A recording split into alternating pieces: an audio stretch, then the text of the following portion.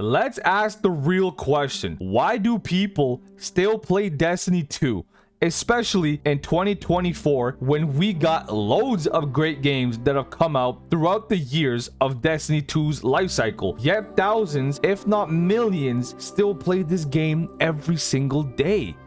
Why? When we talk about Destiny 2, lots of different opinions spew out of people's mouth, but I've been playing the game since the launch of Destiny 1 back in 2014 when I was 14 years old. I'm 23 now and still playing this game. I've been on this game for almost 50% of my life, and it's funny because when Destiny 1 came out, it absolutely did not live up to expectations. So for the vast majority of gamers, including me and probably people watching this video, why do we still log into this almost 10-year-old franchise? It's so hard for new players to even understand why we play Destiny 2 so much as a community, because let's be honest, we're very hard to read. The famous quote is that everyone has probably heard this before, either from a YouTuber or a TikTok or just with a raid team. The famous quote is, "I hate Destiny 2. It's my favorite game." I've had lots of friends that always ask me, why do you still play this game? Why do you like this game? And I was like, I don't like Destiny 2. I hate Destiny 2. It's my favorite game. And while Destiny 1 was seen as a disappointment for loads of people, on the other spectrum, lots of people, including me, and probably including most of the people who watched this video, we fell in love. We knew it was a flawed game, but it was a game with the most potential we have seen in our generation. We stuck with Destiny with the dreams and open minds that this is just the beginning. The future of Destiny seemed so bright, arguably blinding. And when Destiny 1 Taken King came out, it was game-changing. Arguably the best DLC of all time. It dropped with my favorite raid of all time. It dropped with goddamn 8 new Crucible maps.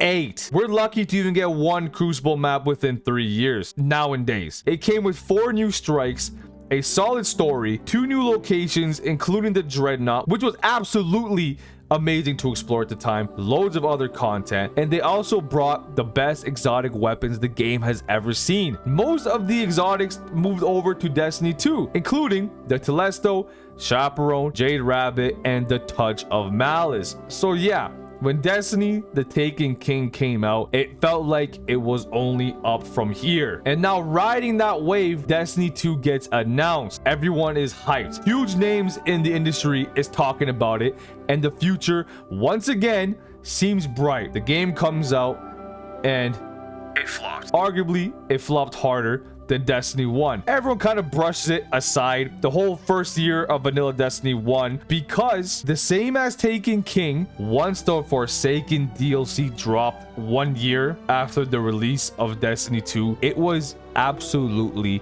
perfect. I gotta tell you, it was perfect.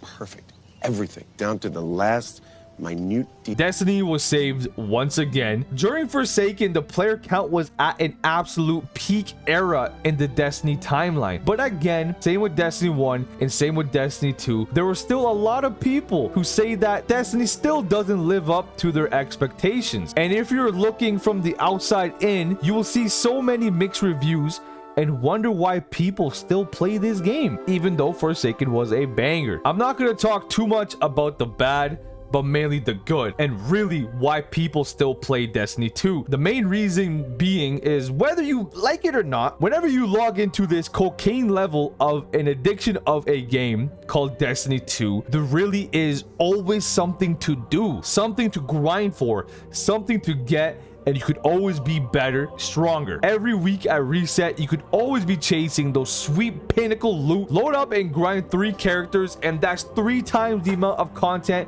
you can be doing on a weekly basis. And once you're done with the campaigns and you want more story, there's seasonal stories that also release every single week. And on the weekend, you got Trials of Osiris. And if Trials of Osiris isn't there, that's because we got Iron Banner for the whole week. And Trials of Osiris is the most competitive PvP game mode Destiny has to offer. That's just the normal stuff for a new or a returning player, you will get overwhelmed with the amount of content that there is to do. The Beyond Light campaign, the Witch Queen campaign, and the Dumpster Booty Juice Lightfall campaign. There's also 8 dungeons to figure out with the boys, and there's 8 raids again to muscle through. And in my opinion, absolutely nothing tops the feeling and the excitement you get clearing raids and dungeons in this game for the first time, and then running it back a bunch of times to get the loot that you want. And once you figure out how the game works and you dive deep into it, you will get shocked. You will then start doing Grandmaster Nightfalls and other hard endgame content for the best loot. And with all that juicy loot and experience, you take those weapons and builds into the Crucible and you shit on some noobs, or you will get shit on.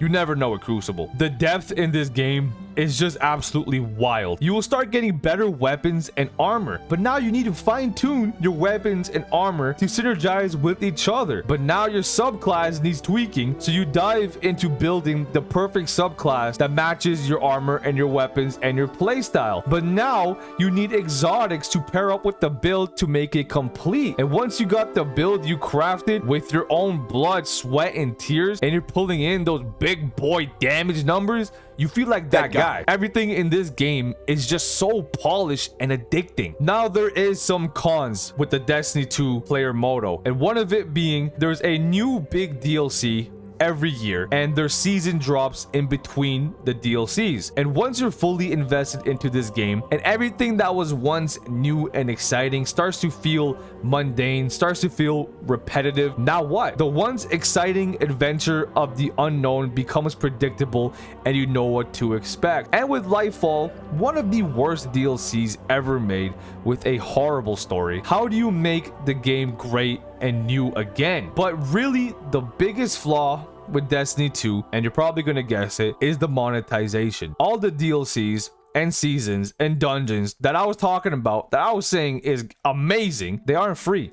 And to be honest, there aren't no $5 purchase either. It gets expensive, really expensive. And if you're a new player and you want every bit of content, it could run you anywhere from $200 to $400 goddamn dollars, depending on where you live, if you got them on sale, and how much you actually want it. 400 might be a stretch. It's probably roughly around like 200 bucks, but it just also depends where you live. It also has that free-to-play motto as well when it comes to Eververse, the microtransaction store with the skins and the ornaments. But the issue is that it has V-Bucks prices, but Destiny 2 isn't a free-to-play game. It's a free-to-try-out game. But even though I said those negatives, it's still a really great game. It's fun to play.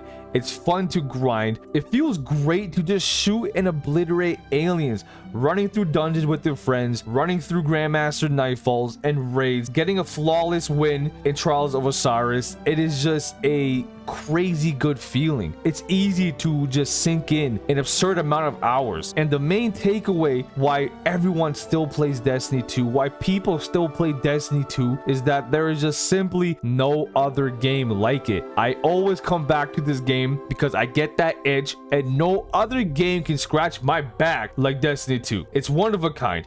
You can't play a different game and feel the same way that Destiny 2 makes you feel. It's just the player base is tired of Bungie being safe and not introducing any more new and exciting risk-taking content for the game. And with the recent issues revolving around Bungie as a company, with the layoffs, it's hard to get behind a company like that. But my lord, is Destiny 2 still really one of the greatest games ever made, and there just isn't any other game like it. And with the final shape coming out, seeing as it might potentially be the final DLC we will get from Destiny 2, I have a strong hope that it will be a 10 out of 10 DLC, maybe even surpassing Forsaken and Taken King, considering it could be the last, so why won't they go out with a bang? But anyways, I hope you guys enjoyed today's video. If you have opinions and you want to let them be known, write down in the comments down below. Let's have a discussion. Take it easy. Have a good one. Peace.